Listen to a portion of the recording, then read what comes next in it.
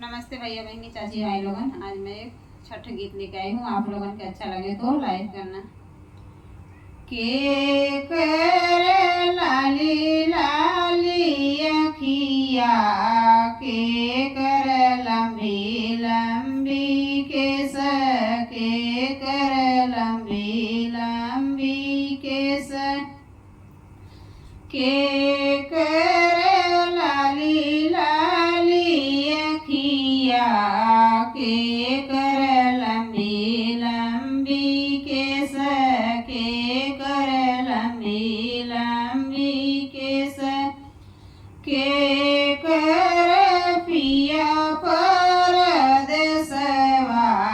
के कर मनवा उदास, के कर मनवा उदास, के कर पिया परदेसवा,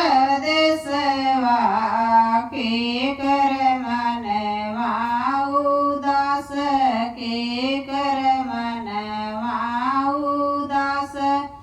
सूरजू देव के लाली लाली अखिया, छठ मई के लंबी लंबी केस, सूरजू बाबा के लाली लाली अखिया, छठ मई के लंबी लंबी केस, छठ मई के लंबी लंबी केस।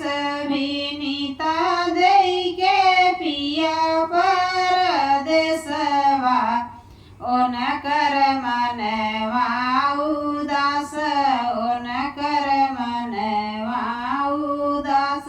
विनीता दई के पिया परदेसवा, ओन कर मनवा उदास।